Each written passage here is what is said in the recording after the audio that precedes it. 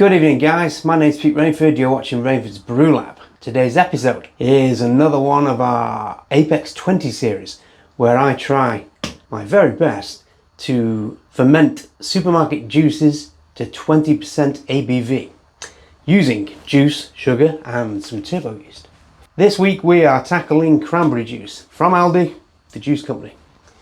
For this miracle of science, we are going to need 1 litre of cranberry juice. We're going to need some, in my case, Alcotec 48 turbo yeast and 378 grams of sugar. I know that might seem a lot, but to get up to 20%, we need that sugar. We're also going to need a fermentation vessel. I'm keeping this simple so you guys can do this if you don't have the equipment. I'm using a 2 litre PET bottle. Now I don't need to take a reading at the start because I know how much sugar we're adding. It's on the label here and it's physically there. What I do need to do is take a reading when it finishes, because if it doesn't ferment to dry, we don't get to 20%. Okay guys, so first thing is, let's get our sugar in before we wet that funnel and make things hard. 378 grams pre-weighed sugar, funnel, in we go.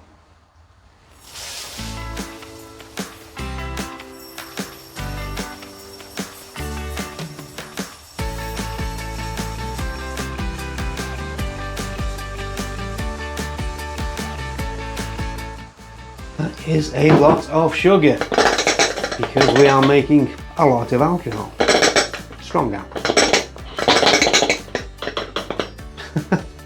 Okay, now we get our juice in. Cranberry juice. I've never made alcohol with cranberry juice yet, so I'm hoping this is going to be good. One thing's for sure, it's going to be a lovely colour. Here we go. 1 litre of Aldi, the juice company, cranberry juice.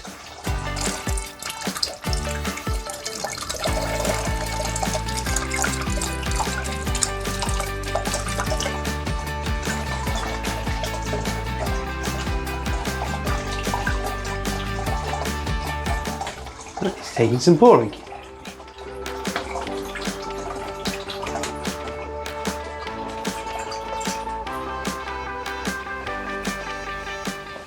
Okay guys, so you can see now with the displacement of that sugar, we're way above the halfway line on the bottle. We're up to around 1.2 litres.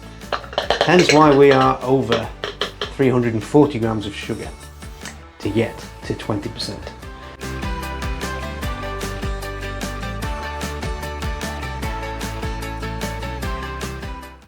Right, there's nothing for it guys, we've just got to fit the cap and shake the hell out of this to get all that sugar to dissolve. Shake it.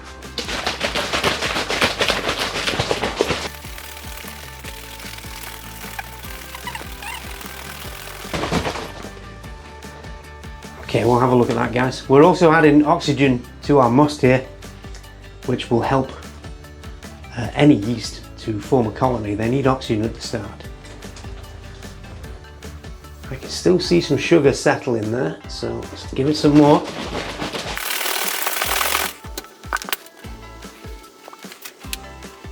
Okay, that took less time than I thought. That has all dissolved in there.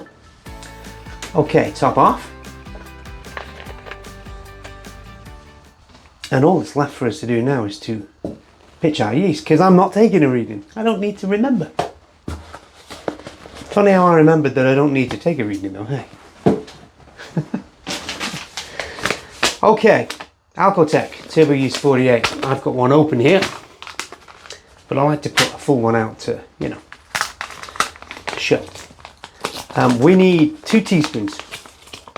Now you might think that's a lot for just a little brew, but there's lots of nutrients in turbo yeast, and we want this to aggressively ferment. Okay, these are 1/3 teaspoons, so I need 6 of these. 1, 2, 3, 4.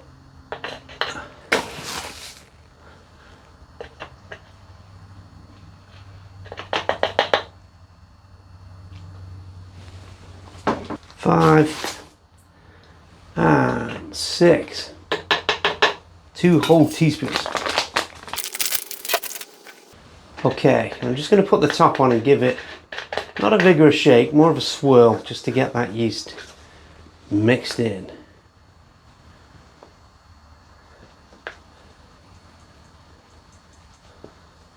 And there you go, you can see it swirling around.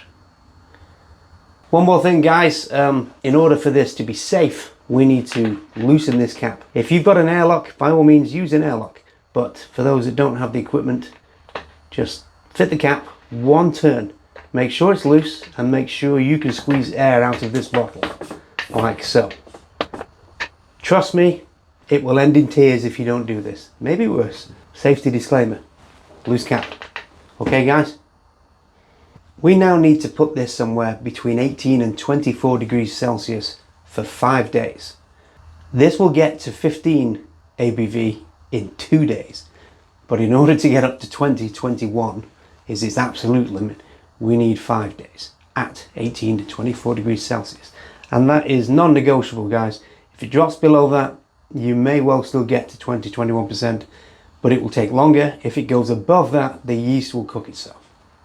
Maintaining that temperature is of paramount importance. So I will go and get this on our heating mat back here and set the temperature right in the middle of that range at about 21, and hopefully I can keep it there for 5 days. Then we'll have a couple of days cold crash, clear it up, come back for a taste, test it.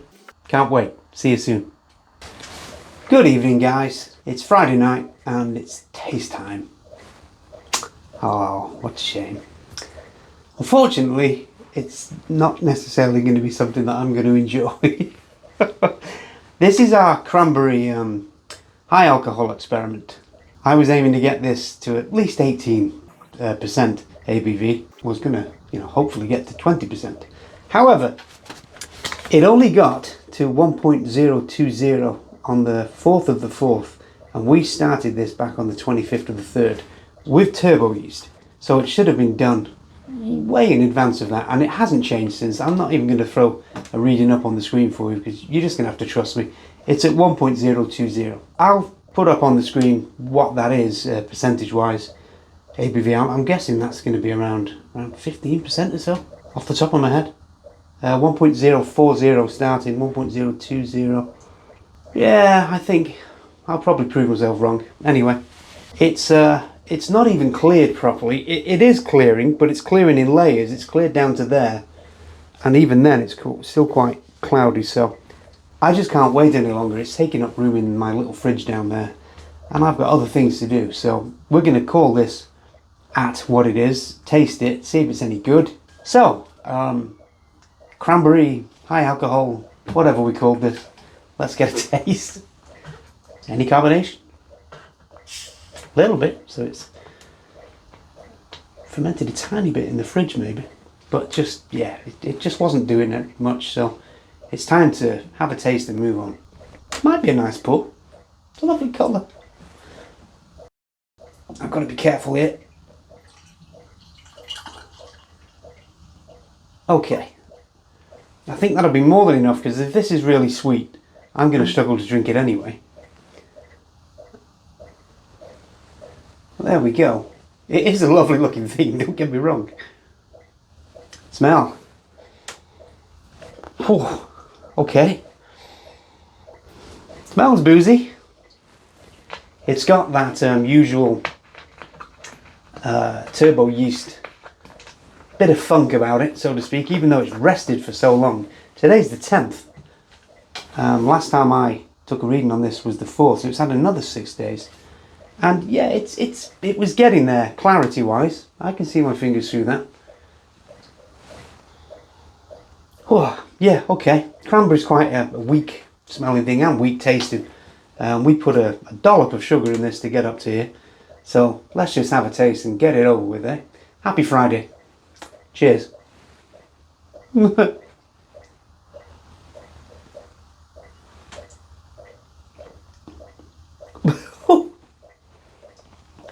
Oh God. Well, that's lovely.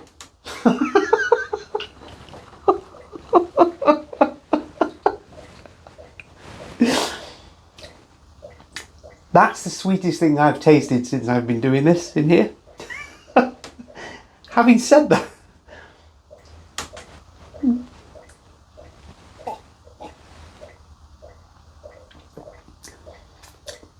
it's not all that unpleasant. It's just that the sweetness hit me then like a sledgehammer. And that's why I'm not going to drink too much of it. Good God, I've got my health to think of here. Oh, could you drink that in shot glasses? The booze is hitting me immediately. I've not had a drink today yet. Trust me, I haven't. And I know what you say. It's 7:15 on a Friday evening. I haven't had a drink yet, I promise you. This is it. And that is, yeah, that's hitting me instantly, very warming. So it's strong. It's definitely got some strength to it. But it has nowhere near fermented all the sugar in there. Nowhere near.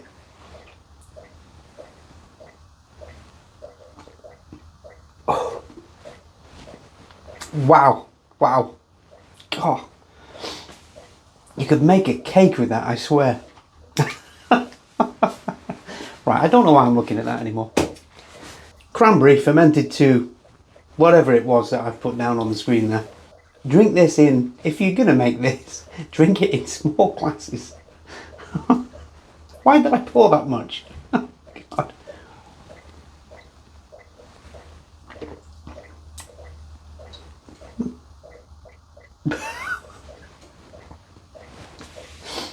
It's just the sweetness.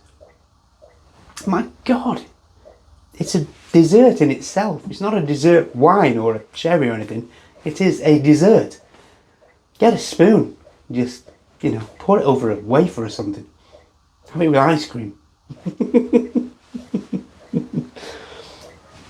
Oh dear. Am I going to fail to drink this one? Let's have a little bit more.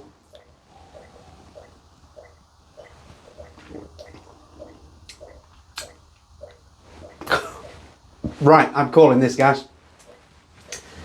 Call it a success or a failure, whatever you think by the look on my face. Yeah.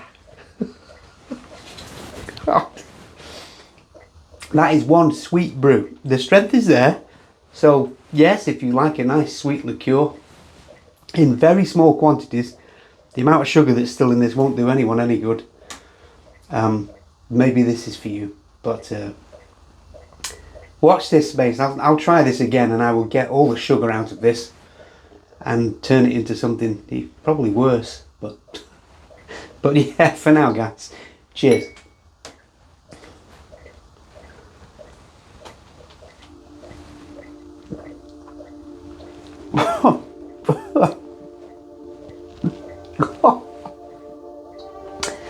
Well, I hope you've enjoyed that as much as I did. See you next time.